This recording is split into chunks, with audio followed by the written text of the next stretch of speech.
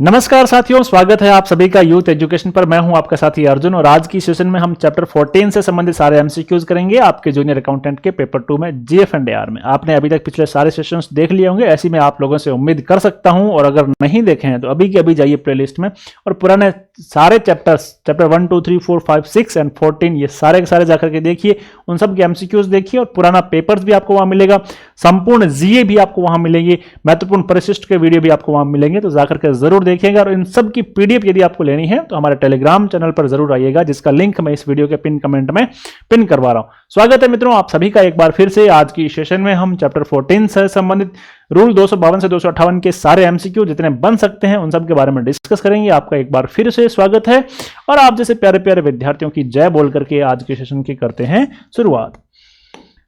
MCQ chapter 14 अध्याय 14 जो आपका चलता है रूल्स 252 से लेकर के 258 तक, कुल 7 रूल है। उसमें से आज का पहला प्रश्न सामान्य वित्तीय एवं लेखा नियम का नियम 255 संबंधित है। इस प्रश्न को इंपॉर्टेंट लगा लो। इस प्रश्न को किसी भी रूप में आपसे पूछा जा सकता है। इस तरह से भी पूछा जा सकता है कि 255 में क्या प्रावधान है, या जो प्रावधान है उससे संबंधित पूछा जा सकता है कि इससे संबंधित कौन सा नियम है।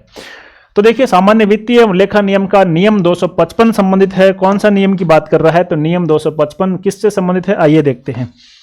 प्रतिदायों की स्वीकृति से या प्रतिदायों की वर्गीकरण से, प्रतिदाय करने की प्रक्रिया से, प्रतिदाय आदेश की वैधता से। तो नियम 255 मित्रों जब मैंने पढ़ाया तब भी जोर देके कहा कि रिफंड की जो प्रोसीजर है, प्रोसीजर ऑफ रिफंड्स, वो नियम 255 में है। इसलिए आपका राइट आंसर होता है सी।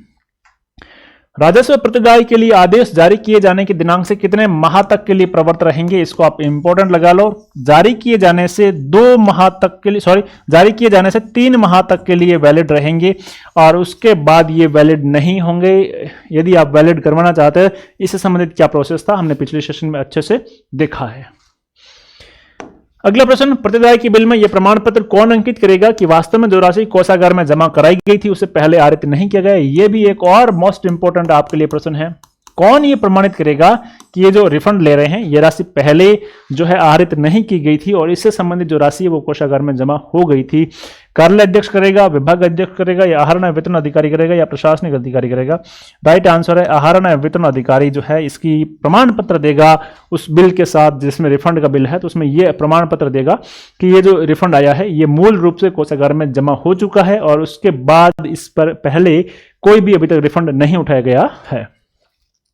अगला सवाल, भूमि के लिए क्षतिपूर्ति के नियम सामान्य वित्तीय एवं लेखा नियमों के किस नियम में निर्धारित किए गए हैं? भूमि के लिए क्षतिपूर्ति इस चैप्टर का अपना जो था लास्ट नियम था, नियम 258, और उसके लिए क्षतिपूर्ति कौन करेगा, उसके लिए नियम किसके चलेंगे? तो मित्रों आपको मैंने बताया था ना कि सामान्यतः यदि कोई अलग नियम नहीं बनाए गए हैं तो लोक निर्माण विभाग द्वारा बनाए गए नियम ही लागू होंगे। और अधिकारी कौन होगा भूमि अवाप्ति अधिकारी?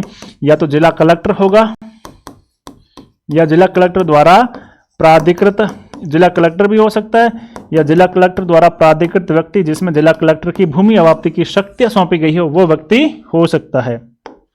इस पूरे 4 की पैनल की पीडीएफ आपको टेलीग्राम चैनल पे मिल जाएगी, जाकर के जरूर ज्वाइन कर लेना और अपना प्यार, अपना सहयोग, अपना स्नेह हमेशा के लिए इस परिवार के प्रति बनाए रखना।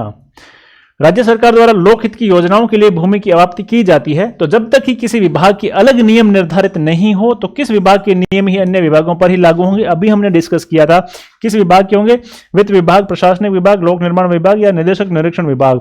तो भैया लोक निर्माण विभाग के नियम ही लागू होंगे जब तक कि किसी डिपार्टमेंट के पर्टिकुलर अलग से रूल्स बनाए गए नहीं है। तो राजस्थान भूमि अवाप्ति अधिनियम 1953 के अंतर्गत भूमि की अवाप्ति की शक्तियां किसमें निहित है? विभाग अध्यक्ष, प्रशासनिक विभाग नहीं, जिला कलेक्टर, हाँ जिला कलेक्टर में निहित है, वित्त विभाग में निहित नहीं है।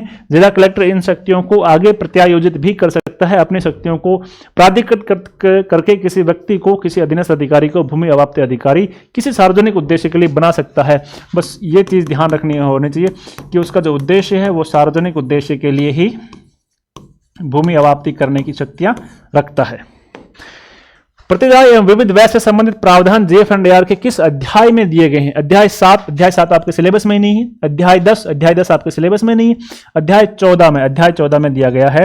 रिफंड्स और मिसलेनियस व्यय, प्रतिदाय एवं विविध व्यय किस में दिया गया है? अध्याय 14 में। अध्याय 14 में भी यदि आपकी मित्रों नियम की बात करें तो नियम 252 से लेकर के 258 तक कुल 7 नियम है, जिसमें रिफंड्स एंड मिसलेनियस एक्सपेंडिचर की बात की गई है। पूर्ण वित्तीय वर्षों तक अदावाकृत जमाएं, व्यक्तिगत जमाएं लैप्स डिपॉजिट कहलाएगी। यानी कितने साल तक हमने देखा था, 1, 2, 3 या 3 पूर्ण वित्तीय वर्ष तक जो है अदावाकृत जमाएं आधार होगी, साक्ष्य के रूप में आधार होगी कि ये जो रिफंड है ये करने योग्य है या नहीं है। तो कितने वित्तीय वर्षों तक? तो 3 पूर्ण वित्तीय वर्षों तक अदावाकृत जो जमा है वो क्लेम लेने में आवश्यक होगी, रिफंड करने में आवश्यक होगी। किसी सिविल विभाग द्वारा सार्वजनिक निर्माण विभाग की ओर से अवाप्त की गई भूमि की कीमत किस प्रकार लेखांकित की जाएगी? किसी सिविल विभाग द्वारा सार्वजनिक निर्माण विभाग की ओर से अवाप्त की गई भूमि की कीमत किस प्रकार निर्धारित की जाएगी? तो उसी कार्य की लागत के भाग के रूप में डेबिट की जाएगी जिसके लिए भूमि अवाप्त की जाती है। भूमि अवाप्ति है तो पृथक से आवंटित राशि में से व्यय किया जाएगा, अवाप्त करने वाले सिविल विभाग द्वारा वहन की जाएगी। ये तो नहीं है और विपक्त में से कोई नहीं। तो इसका राइट आंसर है मित्रों ए, उसी कार्य की लागत के भाग के रूप में डेबिट की जाएगी जिसके लिए भूमि अवाप्त की जा रही है। और आज का हमारा लास्ट प्रश्न है, राजस्व के रिफंड के लिए कोषागार से राशि आहरण हेतु सामान्यतः प्रयोग लिया जाने वाला प्रारूप कौन सा है? राइट आंसर है GA 100 और GA 101 वेट के रिफंड के लिए काम में लिया जाने वाला प्रारूप है। बहुत छोटा सा चैप्टर था, कुल 7 रूल थे जिसमें से कुछ एक प्रश्न मैं बना करके आपके लिए लेकर के आया हूं।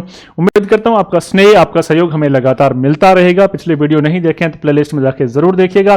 टेलीग्राम चैनल ज्वाइन नहीं किया तो मैं विनम्र अपील करूंगा कि उसे जाकर के ज्वाइन कर लेना। आने वाले समय में आपको करंट अफेयर्स, राजस्थान पॉलिटी के बहुत बेहतरीन सेशन इसी प्लेटफॉर्म पर मिलने वाले। आप सबका सहयोग ही इस परिवार को बड़ा बनाएगा। मिलते हैं अगले और लास्ट जो हमारा चैप्टर है उसमें, तब तक के लिए आपके इस मित्र को दीजिए इजाजत। आप सबकी परीक्षाओं की मंगल कामनाओं के साथ। Thank you.